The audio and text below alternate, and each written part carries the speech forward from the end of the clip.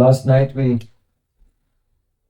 went on a journey to Jagannath Puri to witness the beautiful pastimes of Sri Chaitanya Mahaprabhu, and how he was relishing the highest Mahabhav of Srimati Radhika, and especially the divine feelings of separation from Sri Krishna, and within that the experience of loving meeting also. So this morning we'll come back somewhat down to earth and continue with part 3 of our philosophical discussion on the synthesis of science, philosophy and religion. Om Jnana-timirandasya Jnananjana-salakaya Chakshur-militam yena Tasmai Sri Gurave Namah. Gurave Gaurachandraya Radhikai Tadale Krishnaya Krishna Bhaktaya Tad Bhaktaya Namo Namah. Narayan Namaskritya Naram Chaiva Narottamam Devim Sarasvatim Vyasam Tato Jayamudire Yam Prabrajantam Apeta Krityam Dvaipayano Barakatara Ayuhava Putriti Tanmatayottaravo Benedus Tam Sarvabhuta Hridayam Mulimanatosmi Shalam Sundar Shikanda Shikar Smaraha Samurilim Manohara Radhikaras Kamama Kripante Supriyacharna Kim Kurim Guru Hare Krishna Krishna Krishna Hare Hare Hare Rama Rama Rama Hare Hare. First of all, I offer my Sastang Dandavat Pushpanjali, my heart like flowers thousands of times at the lotus feet of my holy master, my supremely worshipable spiritual Gurudev, Asmadhya Paramaradhatama Guru Pada Padma, Nitilila Pravish Om Vishnupada Shtotarastra Sri Rupanugacharya Varya, Sila Bhakti Vedanta Narayan Goswami Maharaj. Secondly, I offer my pranam thousands of times at the lotus feet of my Guru's Guru, to Srila Prabhupada, and to all the great spiritual masters in our tradition, our Sri Rupanuga Gaudiya Guru Param. And finally, I offer my pranam to all my dear spiritual brothers and sisters, all Vaishnavas and Vaishnavis, Vanja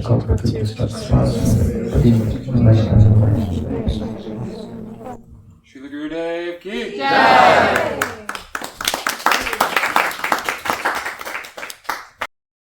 So first we'll make a brief recap of some of the points we discussed yesterday, and then we'll move on.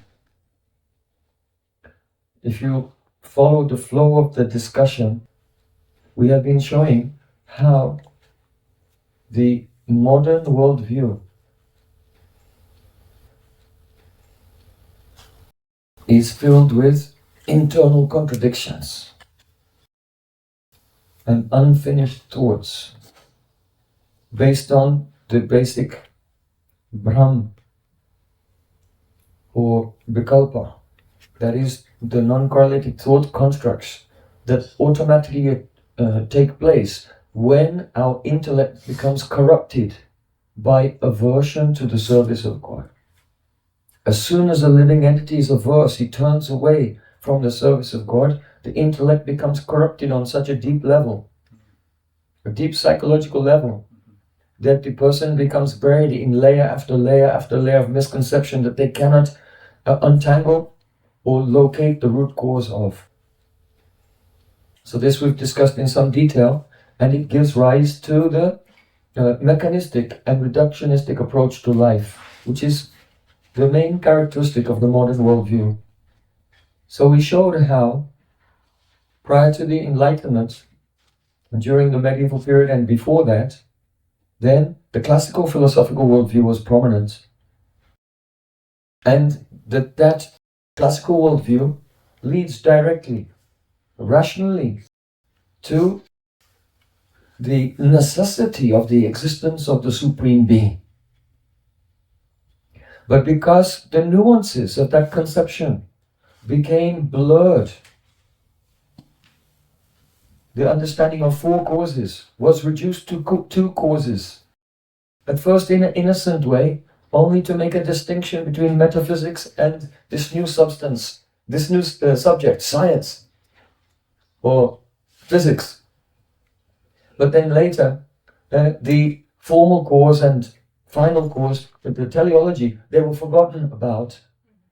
And so there was a degradation of the intellect, a degradation of the worldview into the dry, mechanical, mechanistic, reductionist model that we are all influenced very much by today.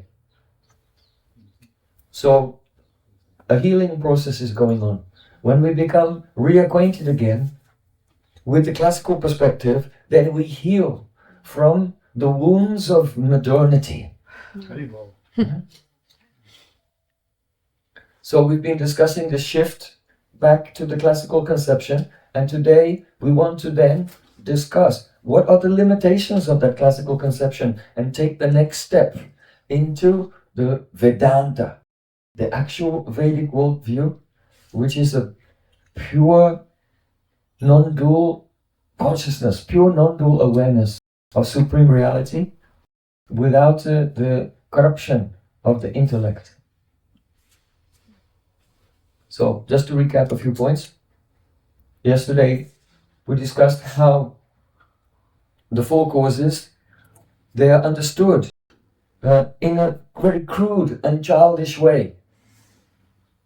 If you think that the cause of the form is simply the design, the ingredients are some bricks or something like that, because those things already have form, so that can't be the ingredient. And the instrument is like a builder, and then the final purpose is just what everything is for in the end.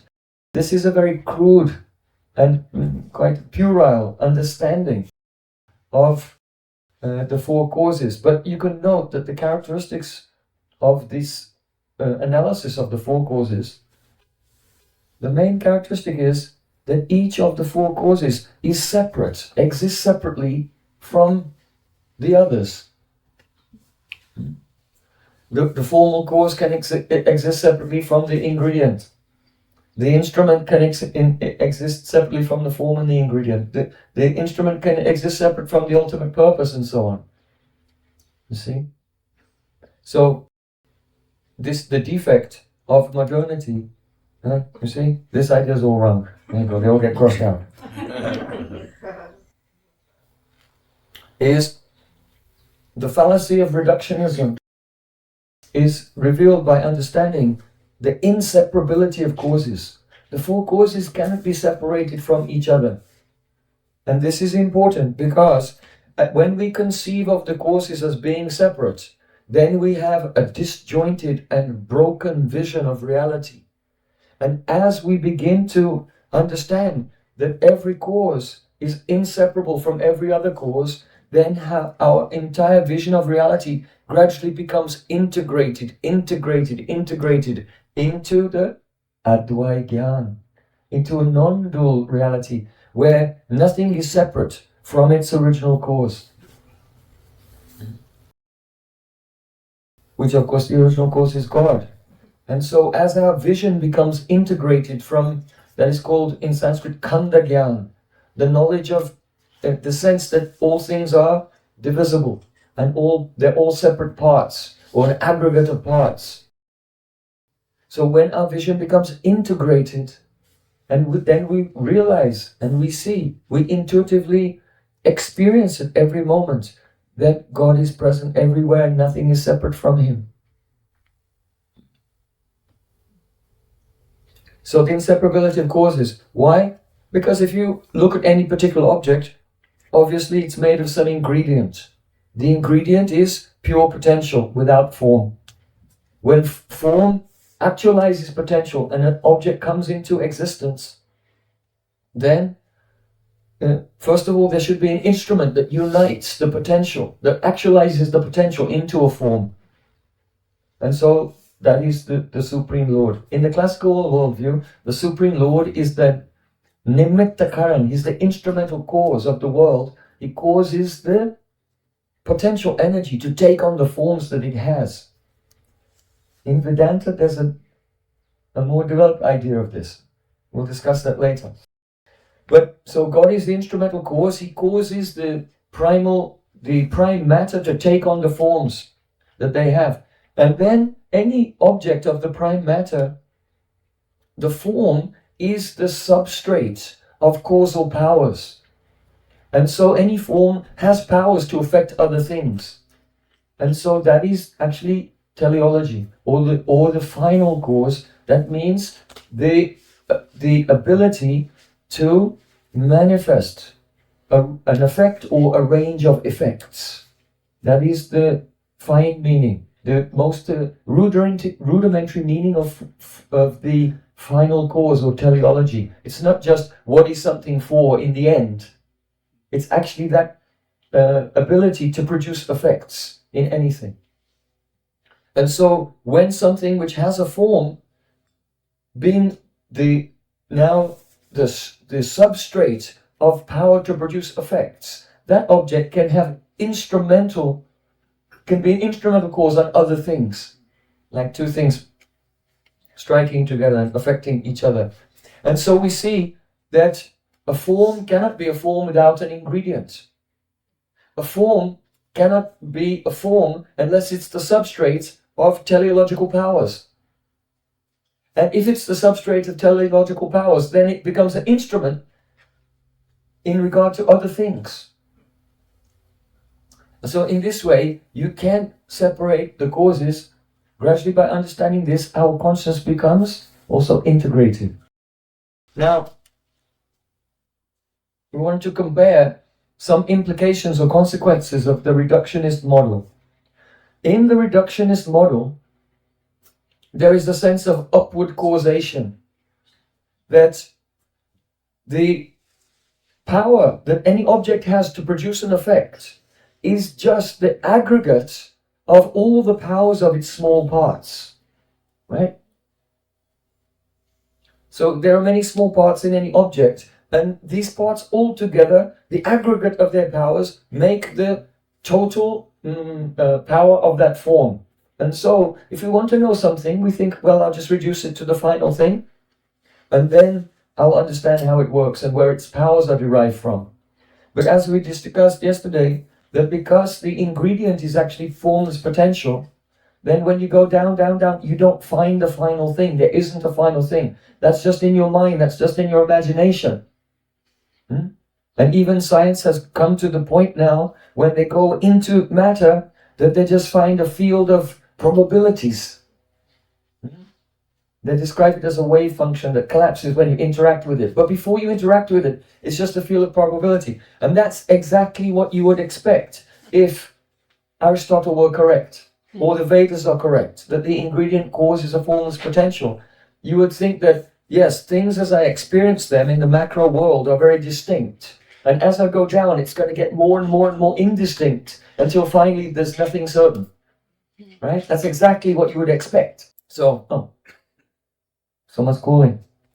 Aristotle is saying, do you miss me yet? So it turns out he was right all along. Even though at the time of the Enlightenment, his ideas were gradually jettisoned. But he's back. So now, okay. So in the reductionist model, we only think about upward causation from the micro constituents. And the powers of a form come from that. But when we realize actually that's just a speculation, it's imagination in your mind, then you understand that there's such a thing as downward causation. That rather than the macro form, the organization of the macro form depending on the micro constituents, but the organization of the micro constituents depends on the macro form. So for example, the form of a human being. because of the presence of the soul and the prana, everything. So then all the digestion and all the various metabolism of the body, it's all going on because of the form, not because of the microconstituents. The form is organizing the microconstituents. So it's a downward causation. It's a completely different approach. So we come in the classical model, as you can see here, downward causation and the primacy of form itself. It is not that the bits are the primal thing, the form itself is the primal thing. And because form is discontinuous, it's not continuous, it's discrete, then all the forms of the world, they are manifest from, in the classical worldview, from the mind of God. In the Vedic worldview, they're directly the Lord's forms. Directly. There's no there's no mediating concept of form between the world and God. It's just God. We'll come to that later. So now, what's really, really interesting about this? You may think that, well, this sounds very theoretical and it's not so consequential in our life, but it's huge. Don't think that the mechanistic model of life, that things are just mechanisms, is a harmless concept. Of course, it has its utilitarian value. If you want to fix your car, you have to know how machines work. But if you apply that analogy to everything, especially living things, then you come up against a big problem. And I will really call this the catastrophe of the mechanistic model. It's a catastrophe. What is that? And that is that in the mechanistic model, because the way that things act is just a consequence of just a blind reaction between the parts. And every form is simply an aggregate of parts. Therefore, no macro form has any intrinsic purpose. It has no intrinsic purpose. It has no intrinsic objectives. You see, that's the speciality of a machine. That a machine doesn't have any purposes of its own. It doesn't have intrinsic teleology, its own intrinsic purpose. A machine may have extrinsic teleology because a person makes the machine to fulfill his own purposes. But the machine itself has no intrinsic teleology, it has no intrinsic purpose. For example, you may use a car to travel from A to B. But the car itself has no purpose. You see? If the car is running out of gas, then the car doesn't feel like, hey, I'm running out of gas. I'm really thirsty. I need to go and get some more. Otherwise, how will I live? Because the car isn't really an actual thing. It's just an aggregate of parts. And each of the parts is perfectly satisfied to just sit there and be a part. Right? Without any relation to the total thing. So, if you just see, if you cut your finger, what happens? A few days later, you find that it's healed. Why? Because the body has intrinsic teleology. It has a purpose. And that's called immanent teleology. That it has within itself the power to perfect itself. But if you smash the bonnet of your car and you come back the next day, it's still smashed, right? It doesn't heal itself because the parts don't have an intrinsic relation or purpose with each other in the way that a living thing has its own immanent teleology, you see? So what happens is, if you say that everything is a machine, you're actually robbing everything of its intrinsic purpose. And that's the catastrophe of the mechanistic model. You think, oh yeah, the mechanistic model, it's useful for understanding things. But when you start to apply it to everything, then hidden within that conception is the very dangerous and deleterious tacit conviction to meaninglessness. It's a tacit conviction, commitment to nihilism. You see? So the mechanistic conception is not something innocent. Oh yes, now we know, your brain is like a computer and your body is like a robot. Like this, all these analogies to try to explain ourselves. But it's a Trojan horse. And inside that Trojan horse of the mechanistic model is nihilism and meaninglessness. The absence of teleology. You see? So here we're contrasting not only the nature of the reductionistic or mechanistic model with the classical model, but also the profound consequences of that. So in the classical model, there's downward causation, there's a primacy of form itself. You cannot reduce anything or anyone to just parts. And also, in the classical conception, you have intrinsic teleology, that everything has a natural purpose for which it exists. And therefore truth is to be aligned with the natural purpose of all things. Because the purpose, as in being invested in the forms by the wisdom, by the intelligence of God, the Creator. So, here where we have a summary. The implications of the mechanistic or reductionist model is that living beings are artifacts or aggregates. The word artifact means just like if you have a tree, it's a naturally occurring form, it's a substantial form. It has immanent teleology in the way that the tree perfects itself. It grows from a seed and produces fruit, and the fruits produce more seeds, and so on. So it perfects itself, and it has its intrinsic teleology, it has its purpose in reality, related to everything else. It's breathing in carbon dioxide and giving oxygen, and so on. It's giving shelter to birds and to human beings. It's giving food for others.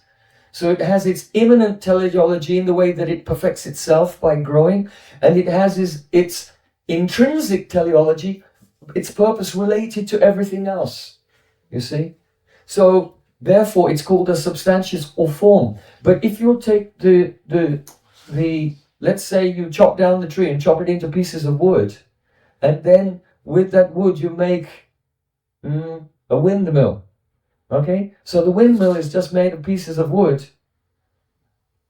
Now those pieces of wood, they're not acting according to their intrinsic teleology, but they have a teleology that's been imposed from outside by the builder of the windmill.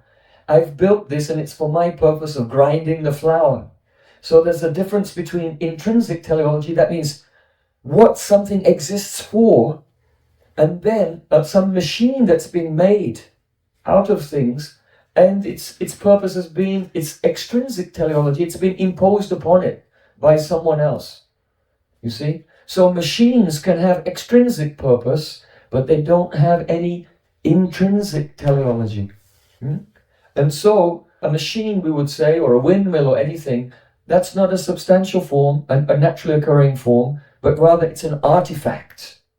And the artifact doesn't have its own intrinsic purpose. It may only serve a purpose that's been imposed upon it by a human designer, you see? So if you say, well, the body is just like a machine, it's a biological robot, and the brain is like a computer or something, you're actually saying that the human being is an artifact. It's just an artifact. This is why, even though there are persons who try to give arguments against atheism or against Darwinian evolution by saying that living beings, they have irreducible complexity. In other words, we could not evolve step by step because there are so many different parts and all of them have to be there in order for the whole system to work. You see? It's like, how could the eye evolve? Because for the eye to work, it has to have a lens, it has to have a retina, it has to have connected to the brain and all of these things. And so it couldn't develop step by step because none of the steps actually give that living entity a competitive advantage over the others so that it would, in natural selection, outbreed them and so on, you see. So there are arguments that oh, that God must have created the world, evolution can't be true, Darwinian evolution, because biological beings are irreducibly complex. And so, okay, the argument is fair enough, but that is not what, let's say, the classical theologians like Thomas Aquinas, in his fifth way of proving God, that is the teleology. People take teleology mean, oh, the design or the purpose. So his argument is not based on, it's not that argument from the complex design or irreducible complexity of a design. Intelligent design, you know, there's a whole movement called the intelligent design movement. It's not that argument. Why? Because those persons who follow the intelligent design movement, they're actually already giving away too much ground to their opponent by accepting that the body is an aggregate of parts, that it's a machine, right? And that it's an artifact. And therefore, this machine could not come about by evolution because it's irreducibly complex. But from the classical worldview, we simply don't accept that living things are machines in the first place, that they can't be reduced. So it's not the fifth argument that is presented in the 5 ways, say, by Thomas Aquinas, is not the argument from design. If you take a book like The God Delusion by Richard Dawkins, he refutes the 5 ways of proving God given by Thomas Aquinas, and he confutes the 5th way, the teleological argument, to be the argument from design. You see? And he tries to refute that. So he actually misunderstood. He never understood classical natural theology in the first place. And so he deconstructs what is essentially a straw man. So just, you can note that it's a fine point. But the teleological argument isn't the argument from intelligent design. That's a different thing entirely. Because we don't accept living things to be machines or artifacts which are not imbued with their own, the intrinsic teleology. Okay, so then the second disaster of the mechanistic worldview is determinism.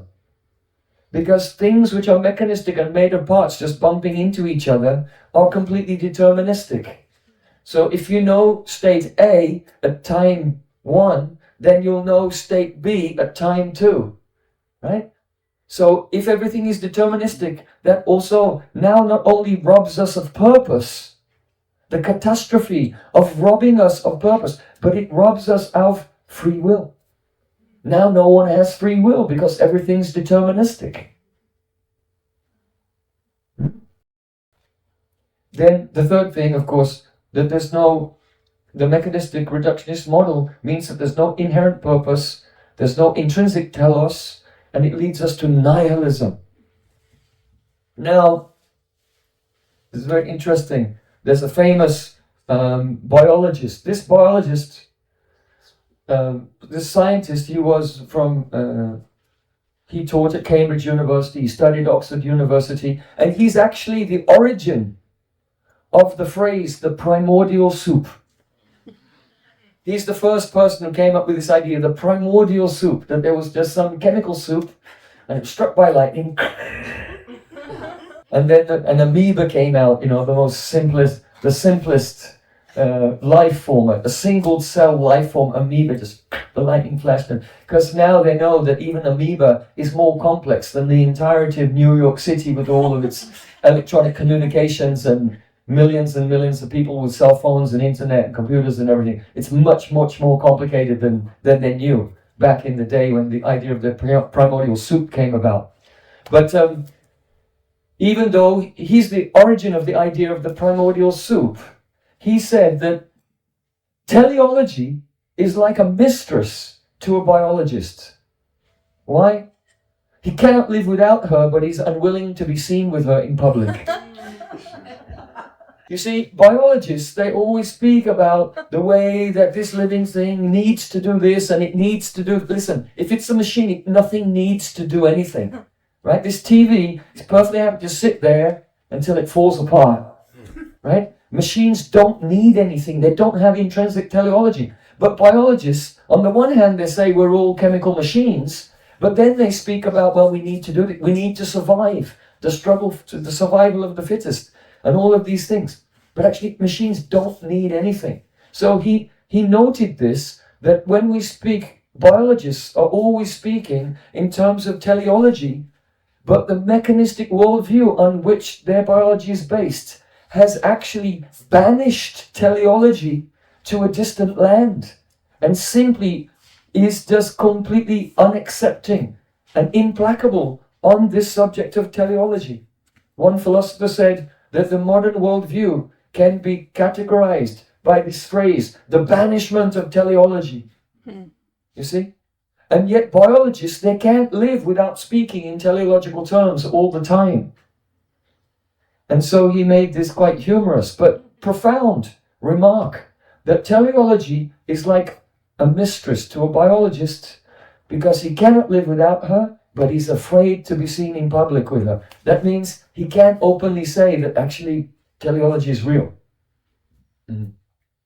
So now, yesterday we discussed this, so I'll just touch on it briefly. The fallacy of reductionism is, first of all, reductionism is born from an inadvertent and crude redefinition of ingredient and instrumental causes. Because you can't say, let's bracket off the formal cause and bracket off the final cause and just deal with these two, because they cannot exist without the others. Then, the next one, final causation, that is ultimate purpose, and the power to produce effects, it cannot be reduced to instrumental causation because the four causes are inseparable and because there's no final part. You can't. Reductionism means you reduce it to something simpler and with the idea that one day you get to the most simple thing, but you never do because the ingredient is pure potential. So the attempt to explain causal powers or final cause in terms of instrumental causation just defers the question to the next layer down, and then you defer it to the next layer, and you just keep kicking the can down the road and hoping the person will stop asking you questions.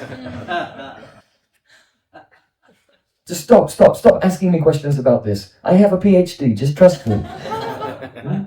Don't you know, the best way to understand things is credentialism. Go to a person who's got credentials and just blindly accept whatever they say. You can inquire a little bit, but don't keep inquiring. Just stop at some point. Make a causal closure and forget about it. Be distracted by something else. Oh, what's on Netflix? You see? So, all these reductionism is just bluster and hand-waving and an unfinished explanation. And so there must be a final cause, and that's what's mentioned. We discussed the very first verse of Srimad Bhagavatam. Janmadhyasya tanvayat vitaratascha ishvaviga swarat. Swarat means God is self-existent. He's the final cause. The buck stops there. So now, we've looked at the implications of the mechanistic model and how it's like a Trojan horse, and within it there's complete catastrophe because we are robbed of free will, we're robbed of ultimate purpose. So the advantage of the classical worldview, the implications of the classical worldview we're mentioning here, the first is there is a final cause or a prime mover, and that is God. So at once, by accepting the classical worldview, we become theists, and with everything that entails, that there is a God, and so my purpose is to find God and ultimately to be absorbed in love of God. So the second thing, life has purpose. Intrinsic teleology. Each and every one of us has a purpose. And so whatever we do which is aligned with that purpose and fulfilling that purpose, that's good for us.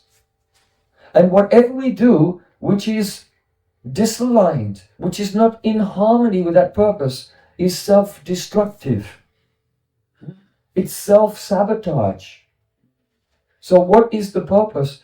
The purpose of the part is to serve the whole in harmony. So because we are the part of the energy of God, our purpose is simply to serve the Supreme Lord. And our happiness lies in pleasing Krishna, the Supreme Personality of Godhead. And so in the classical conception, the highest good is to contemplate God.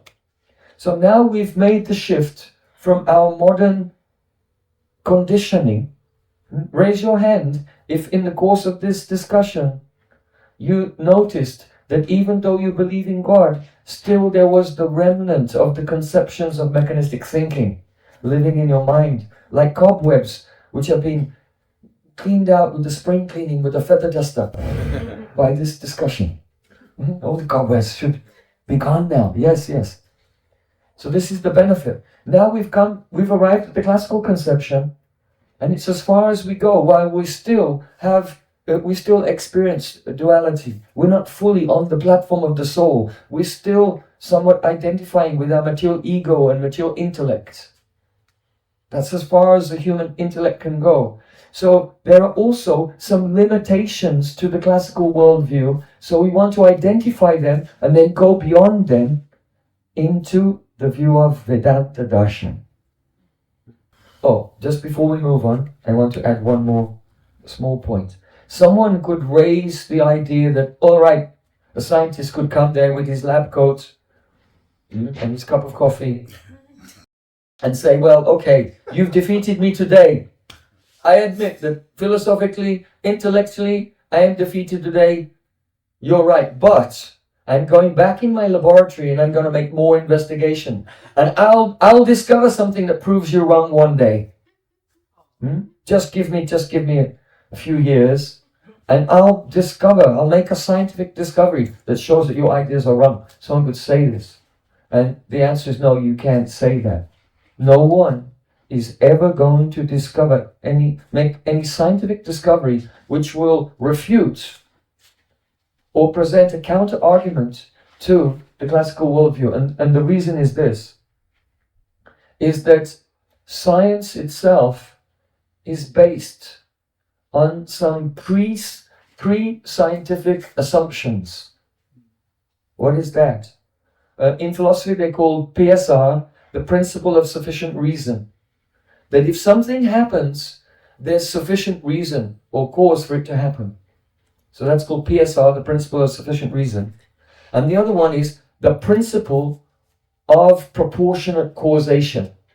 So PSR and PPC in philosophy, the principle of sufficient reason and the principle of proportionate causation. For example, let's say that your roof collapses. Then someone say, oh, what happened? Someone say, oh, it just happened by itself. You have a brand new house, everything's solid, and suddenly the roof collapsed. So no one will accept that. Why? Because the principle of sufficient reason, scientifically speaking, there must have been a cause of it. So someone may say, I know the reason. There was a bird flying past, and he dropped one of his feathers, and the feather floated down, and when it hit your roof, your house collapsed. Well, no, we don't accept that either. Why? Because the principle of proportionate causation. First, there should be a reason, but then the reason should be proportionate to the effect. So if an aeroplane ran out of fuel and crashed into your house, then you could accept that. But it's not caused by a falling feather, because it's not proportionate to the effect. So science is based on these two ideas, the principle of sufficient reason and the principle of proportionate causation. And you can't perform an experiment to disprove these two theories. Why? Because the experimental methodology itself is based on the assumption that everything has a cause and it's proportionate. Right? Did you catch that? Raise your hand if you didn't catch it. I'll say it again. You can't make a scientific experiment to prove that there aren't sufficient reasons for things that happen or proportionate causation, because the very structure of an experiment means if I do this, it produces this result, and this is the proof. So the experimental method itself depends on these two principles. So you can't disprove them, because if you made an experiment, the experiment itself would inherently be proving them. Okay, so now the classical theological conclusion is simply based on these two things. The principle of sufficient reason. Why does something exist? Well, it must have a cause, and we can analyze this cause into 4 types of cause, and there should be sufficient as well, you see. So the basic assumptions of science and the basic assumptions of philosophy or classical metaphysics are exactly the same. And this is why there's not going to be a point in the future where a scientist will discover something which will refute the same things that Aristotle was saying thousands of years ago, or Gautam Rishi was saying 1,000 years ago, or Thomas Aquinas was saying like almost 1,000 years ago. There's a famous saying, a proverb, that a foolish person asks the questions that have been answered already by wise men long ago. You see? So the ignorance of the modern day is actually a kind of collective societal forgetfulness of what was very obvious to people before the Enlightenment period. So science cannot refute metaphysics. Now we're moving on. I've spoken so much about the glories of the classical worldview and how it's superior to the mechanistic worldview. But does it have some limitations? Does it have some limitations? Yes, it does. So now, after we've appreciated the virtues of the classical worldview, now we'll come to the limitations of the classical worldview. Now, the way in which the classical philosophers and theologians come to the understanding that there must be God is they start here with this world, the things that we can see, and they say that the potential of one entity can only be actualized by another entity which is already actualized in that potential. So it seems like technical philosophical language, but it's very simple. Let's say if there's cold water, so the water is actually cold, but it's potentially hot. But the actual cold water cannot become actually hot. It cannot realize the potential to be hot unless it's acted upon by something which is actually hot. Fire, you see? So you get something which is actually hot. That which is actualized can actualize the potential of something which is only potentially hot. You see? So it's very simple. So on the basis of this observation that everyone can see, let's say if something is not moving, the only thing that will make that non-moving thing move is something else. Something has the potential to move, but it's not actually moving. It can only be moved by something else, which is actually moving. Right? Boom, and then it will move, like this. And so, on the basis of this idea, we get an argument from causation that all things are moving, but one thing is moved by something else, which is moved by something, so there must be a prime mover, God. Or we can say the argument from motion. That's the argument from causation. We can say also the argument from motion. That is that things are changing. They're in a state of change. So if something is changing from being cold to hot, it must be changed by something else. So the whole world is in a state of flux. There must be something which is fully actualized, which is actualizing the potentials of everything else. So this is the basis of the classical worldview. But it leads to something. And so the first statement, you're familiar with that. We've discussed that now. The potential of one entity can only be actualized by another entity which is actualized already in respect to the same characteristic. Okay? But now what comes from this is the classical theologians say that the prime mover must be fully actualized. He must be fully actualized to actualize everyone else. But being a fully actualized being, he himself has no potential. The prime mover has no potential. He must be fully actualized. And the argument is this, that if the prime mover or God had some potential which were not actualized, then there'd have to be another God to actualize his potential. Right? You understand the argument? That's the argument. So in classical theology, God is a fully actualized being and he has no potentials left to actualize. Okay? Now, that leads to the idea that therefore the prime mover or God has no form or activities. Right? Because if he had a form, then his form would be limited by space. So he'd have the potential to occupy more space, but he doesn't have any unactualized potentials. So he can't have a form. And even if he had a form, let's grant a miracle, but that form couldn't move because he'd have the potential to move. But that potential would have to be actualized by someone else.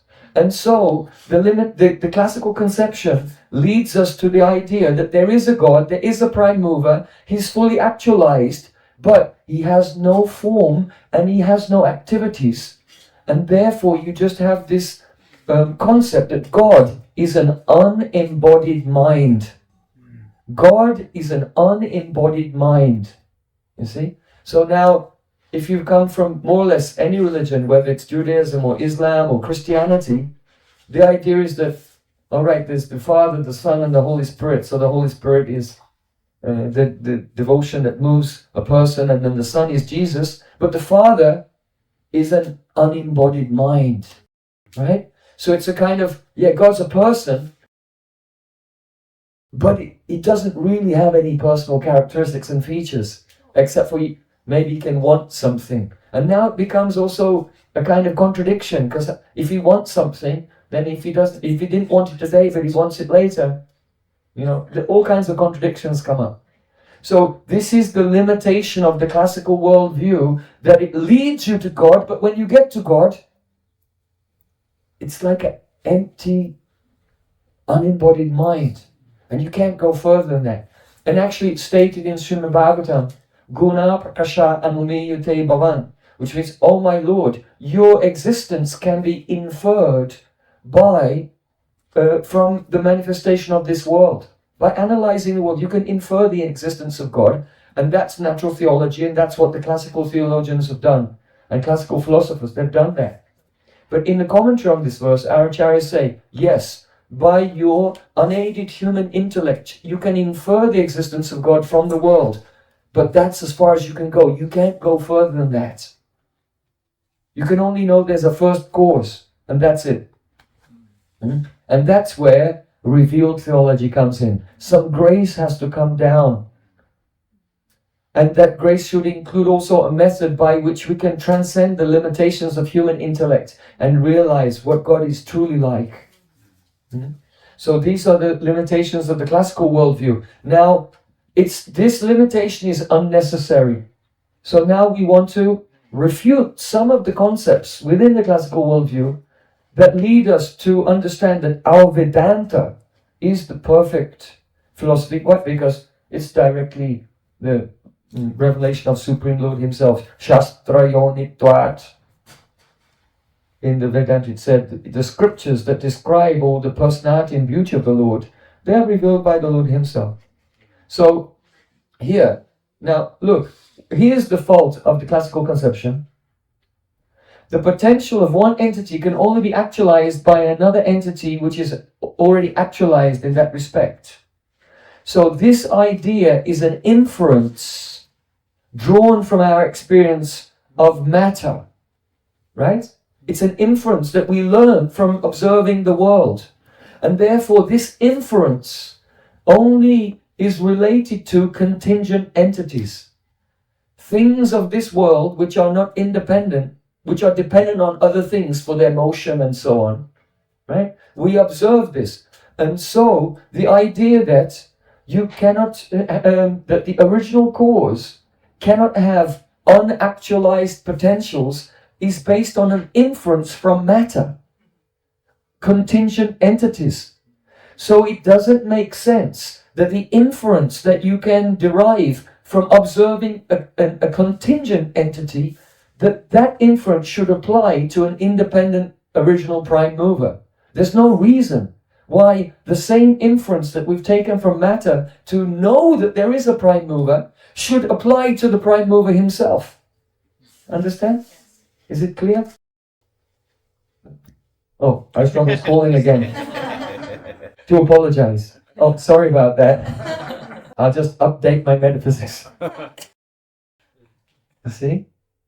And therefore, because, you see, so the second statement here, this idea, the first idea, is an inference from matter, and it only relates to contingent entities. And finally, the third point, a self-existent, independent, omnipotent entity does not require another entity to actualize his potentials. He can have potentials, and he can also actualize them himself. And now you move into a realm where God can have a form.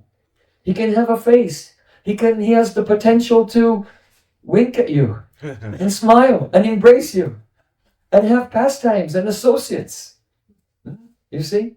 And therefore, the Vedanta, this logical, this inference, which shows the limitation of the classical worldview, leads us into the freedom of the personal, playful, loving, beautiful, Supreme Lord.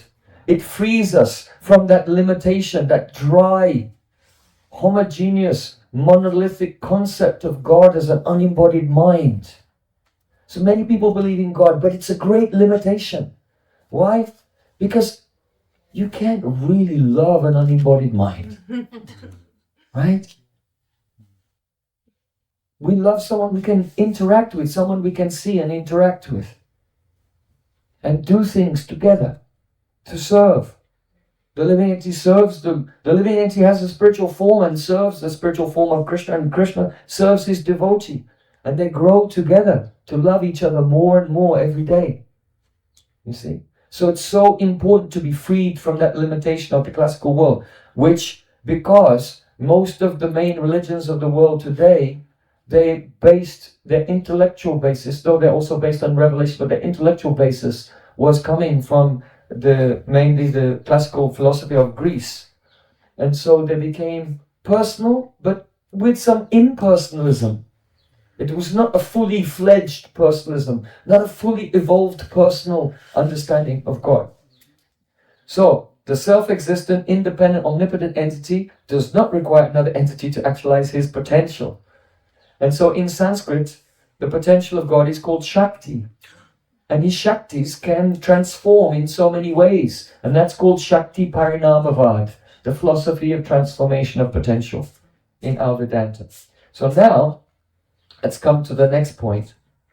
Another limitation, this is the second limitation of the classical worldview. And this is the most liberating after the previous one. You have to get the first one down first before you can go to the next one. So this limitation of the classical worldview is that God is the instrumental cause of the world, but he's not the ingredient cause of the world. So, and this is there not only in classical theology, but even in the other classical philosophies. You know, in Vedic culture, there are 6 classical philosophies, starting with Nyaya, the logic of Gautam Rishi, then Vaisheshik, that is Vedic atomic theory of Kanad Rishi, then Sankhya Darshan of Kapil Rishi, then the Yoga Sutras of Patanjali, then the Karma Kanda or Purvamimamsa, the ritualistic philosophy of Jainini Rishi, and then there's Vedanta. So the difference between Vedanta and the other classical philosophies, even in India, what to speak of philosophers in the West and religions in the West, is this, that they say that if there is a God, that God is the instrumental cause of the world, but he's not the ingredient. The ingredient is separate from him. But the conclusion of Vedanta is the conclusion of Vedanta is there in the first line of Srimad Bhagavatam. Janmadhyasya yatanvayaditaratachate swabigasara. Janmadhyasya, God is the formal cause of the world. Anvayad, he's the ingredient cause of the world. Itara, he's the nimitta karan. He's the instrumental cause. And Artha, he's the cause of all the purposes of everything. And Swarati is independent, he's self-existent. So all that's in the very first line of Srimad Bhagavatam. And what is the significance of this? If we want to summarize the Vedantic conclusion, it's called abhinna nimittopadana. Abhinna nimittopadana. There you are. There's the first line of Srimad Bhagavatam, and we're describing here the inseparability of causes. And that in Sanskrit is called abhinna nimittopadana. The word abhinna means non-different, not separate. And nimitta means instrument, and upadan means ingredient. So the basic explanation of the difference of Vedanta from all the other philosophies is called abhinna nimittopadan, the inseparability or the non-difference between the instrument and the ingredient. Now, you may raise the question, well, why is the formal cause and why is the final cause not mentioned in this phrase? Why doesn't it say the abhinna swarup nimitta upadan artha or something like that, like all the four causes mentioned? And the reason is this,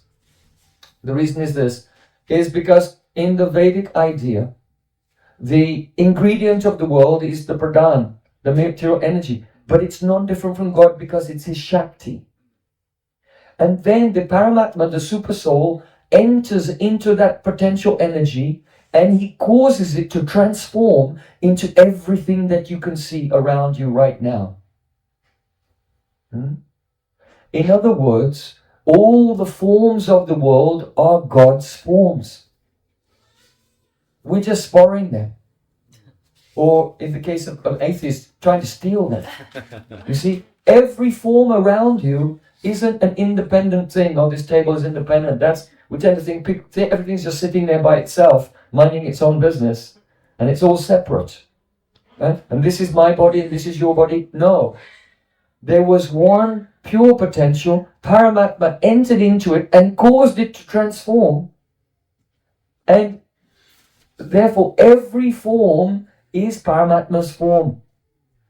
Our soul is very minute. It's like atom of spiritual energy situated in the heart. And we're thinking this body is my form. But it's not. In your heart there's another soul, Paramatma. And this is he's manifested this form. And you, the soul, you're just there along for the ride. You see? And I get saying, this body is mine, this body is mine. So, Vedanta is abhinna nimitta upada. It is the philosophy of the inseparability of the ingredient and the nimitta. So God is the ingredient and the instrumental cause. As the instrumental cause, Paramatma, he enters into his own energy and transforms it into all the forms of the world, and so they're his forms. And so the nimitta is also, as we can say, inseparable from form, and the form means to be the substrate of causal powers, so it's also inseparable from the final cause, teleological cause. Okay? So that's Vedanta. Now, let's come back to where we were. So what are we looking at? We're looking at the limitations of the classical worldview. Now, Srila Bhakti-Siddhanta Thakur, he said that if you have a classical worldview or you follow any of the other philosophies, Vedic ideas, then you're stuck in this dilemma. He calls it the Scylla and Charybdis.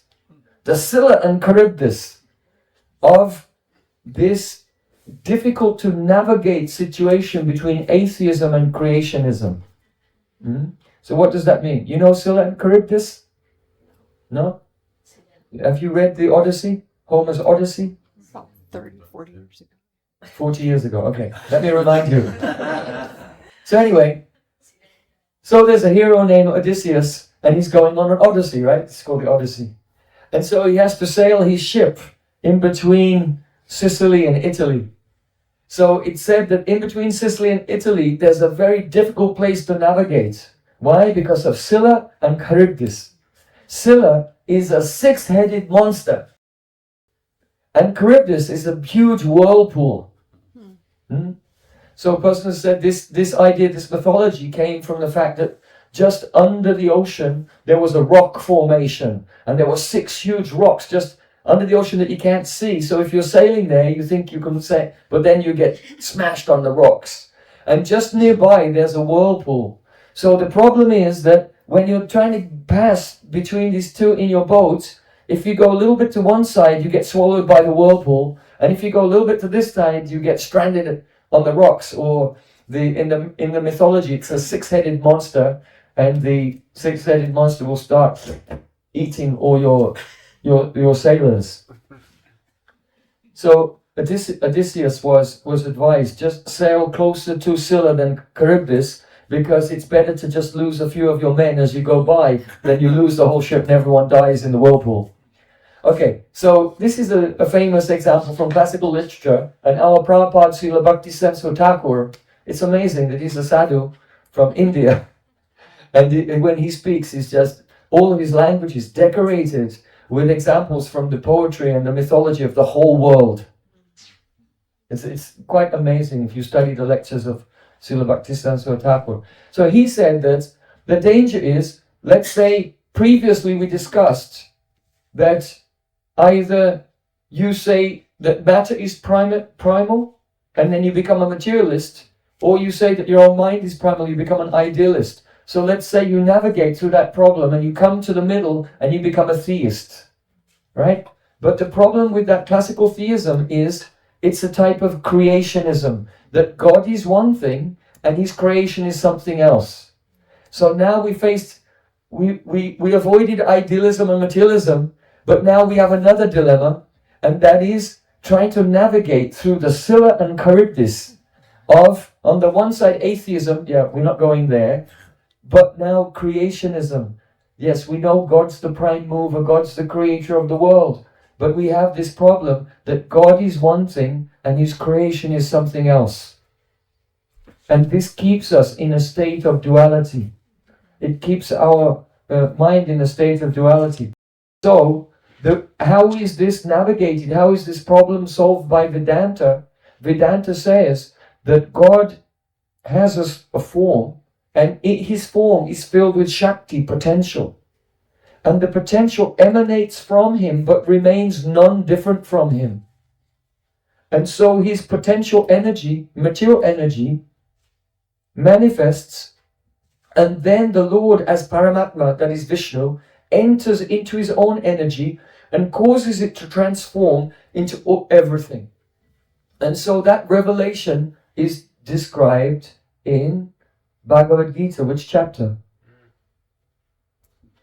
Which chapter is this particular point illustrated in the most graphic and dramatic way in Bhagavad Gita? 11. Yes, chapter 11. Chapter 11 is the universal form. Right? Now be ready. Be ready now for a jolt. If you're hearing what I'm saying, you'll be ripped out of your ignorance and out of duality and just go into a trance of non-dual awareness of Krishna. Arjuna, at the beginning of Bhagavad Gita, he looks, he sees, oh, here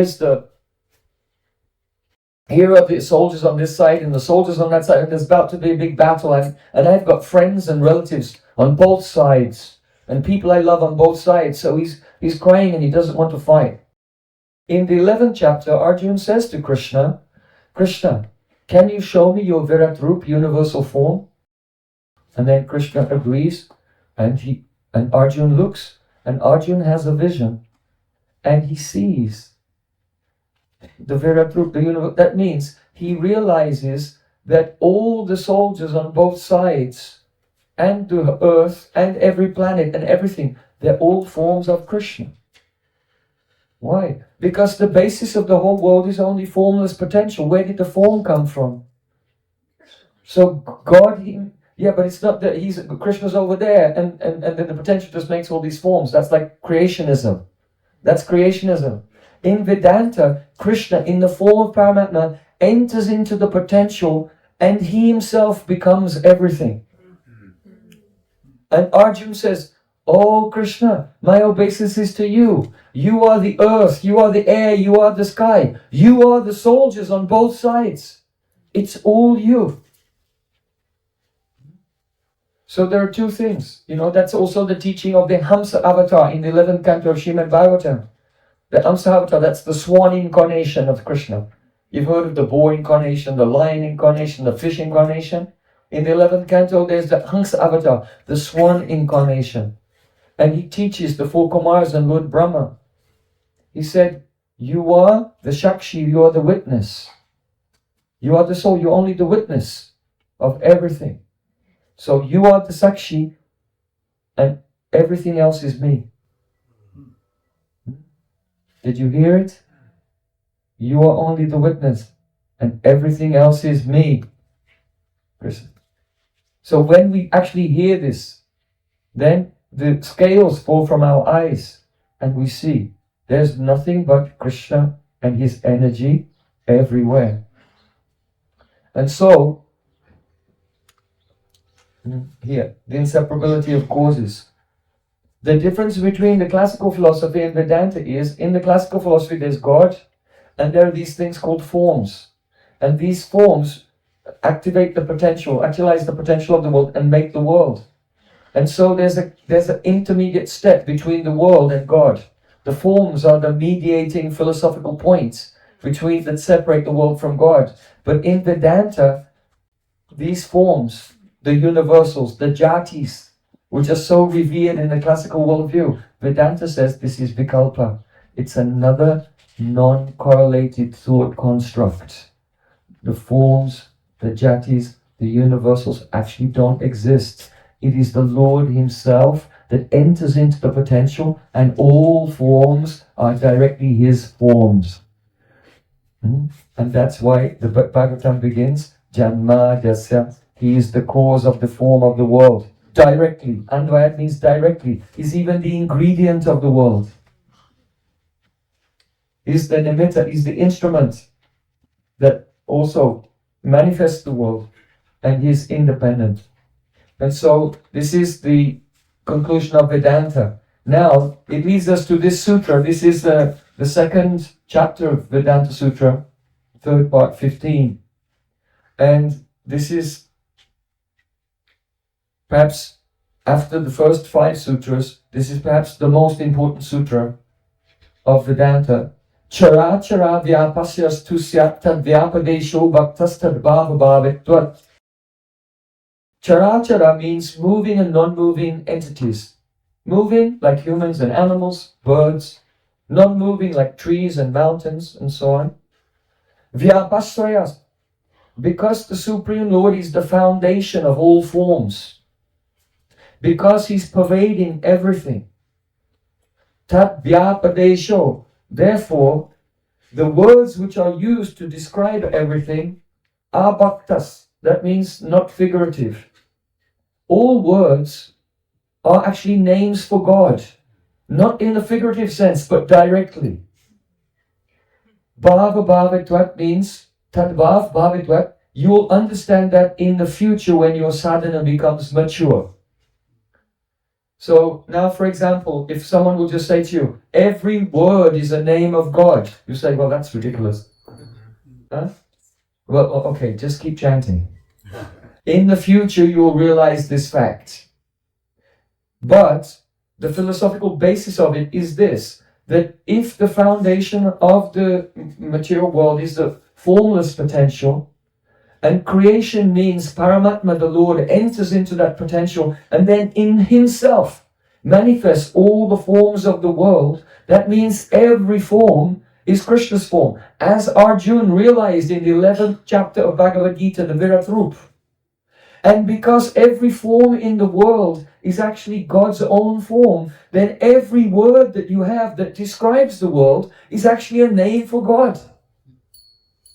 Understand? Is that clear to everyone? Did anyone not understand it? Okay, you've all understood it. Now just digest it a little bit, because that has further ramifications. It has further profound consequences, which are really amazing. And this is the really amazing thing, that because every word is ultimately a name of God. Okay, it's not his Madhurya name, it's not the name of his Swarup in Golok Vrindavan, it's not the name related to his pastimes or his associates. So it doesn't have, those names don't have the potential to reveal the divine realm and his associates and loving pastimes. But still, because every word describes a form and every form is God's form, therefore every word is a name of God. Therefore, everyone through their words and in their thoughts is knowingly, or in most cases unknowingly, engaged in kirtan.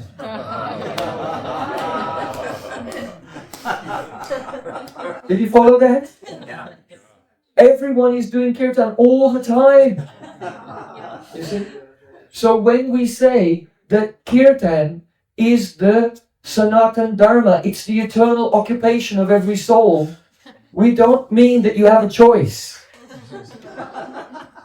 We're not saying that, well, it's the eternal occupation of every soul except for you until you decide to do it.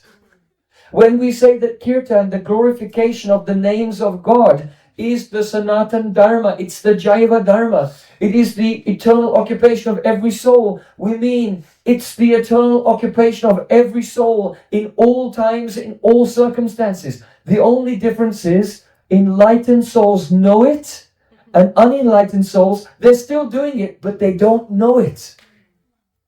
Understand? And this is why, you see, this sutra is describing the glories of the Holy Name. And this is why in Chaitanya Charitamrita, Krishna's Kaviraj says, Keho mane, keho namane, sabatarudas, yena mani tarahoy, se papinash. Everyone is serving the Supreme Lord. Everyone is glorifying the Supreme Lord. Keho mane, some people accept it. Keho namani, some people don't accept it. But sabataradas, everyone is the servant of Krishna, knowingly or unknowingly. But yena mani tarahoy say papinash. But if you don't accept it, then you're a sinful person and you are on the path of ruination. Your life is ruined. Because reality is one thing and your conception is something. Your own conception is against the grain of reality itself. And this is sinful. It's a state of hostility to God. To not accept this fact is a state of hostility to God. But this is the teaching of Vedanta. Deliberate on this. Learn this sutra of Vedanta and deliberate on the consequences of this. Just realize how far we've come on this journey from the mechanistic modern worldview, where life has no meaning and there's no God, to the classical worldview where there must be God and life does have meaning. But still God is the creator and the world is somewhat separate, so you remain in duality, to the Vedanta concept, where God is the instrumental but also the ingredient cause of the world, and He's the formal cause, He's the cause of every form. And He's the final cause of everything. And therefore you can never be separated from God at any moment. And you can never be separated from the service of God at any moment. Only you can be in Maya. You can be in illusion. So you see, the whole Bhagavatam is based on the 4 seed verses. What's the first of the 4 seed verses? The Chatusloki Bhagavatam. Aham meva sameva gre nanyadyat sadasad param paschadaham yaditatscha yo visisheta sosmaham. Before the world was manifest, only I existed, Krishna is saying. And when the world is destroyed, only I exist. But in the middle, well actually no, but only I exist. That's the Chatusloki Bhagavatam. What about Chatusloki Gita? The Gita is also expressed in 4 seed verses. What's the first verse of Chatusloki Bhagavad Gita? Aham sarvasya prabhavo matak sarvam pravartate. Aham sarvasya prabhavo means I'm the ingredient cause. Matak sarvam pravartate means I'm the instrumental cause. It is abhina nimitta upadan. So don't think, oh, Prem Prayojan is speaking such high things. I'm just going to stick with the Bhagavad Gita. This is the Bhagavad Gita. If you don't understand this, you don't understand the message of the Bhagavad Gita. So,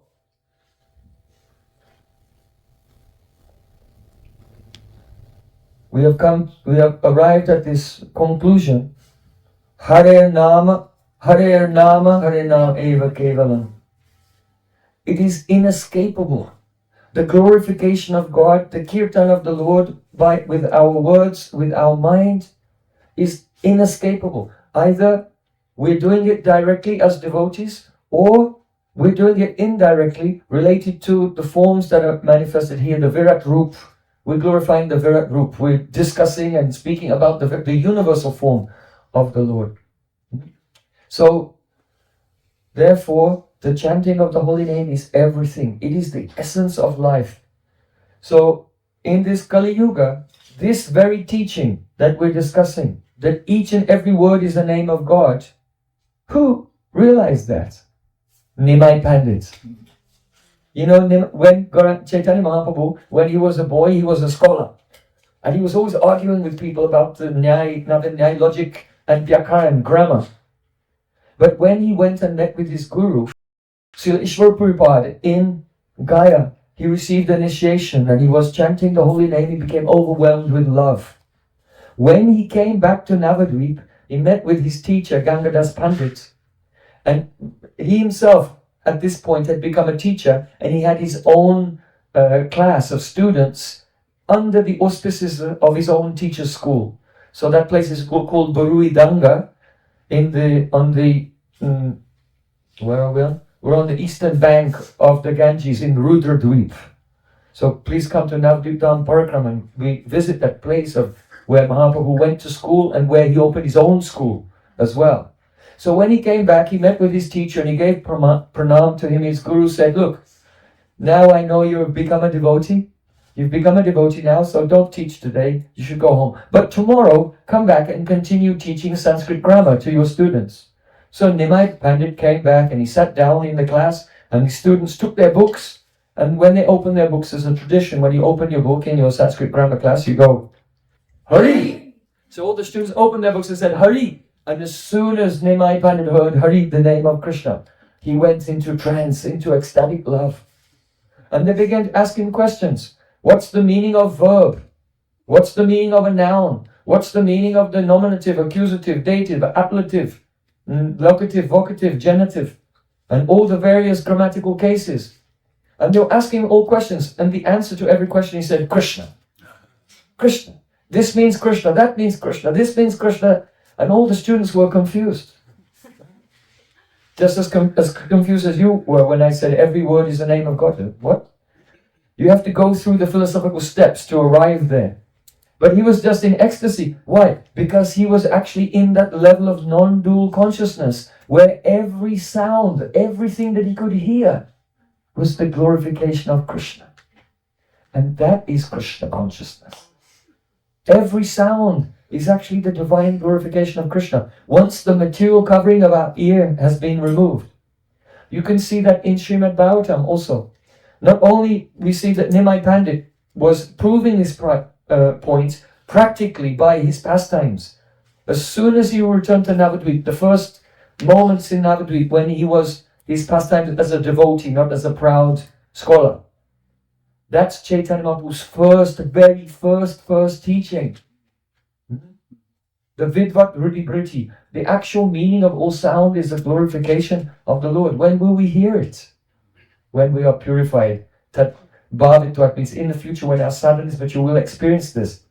So you can see in Srimad Bhagavatam, Lord Brahma experienced it.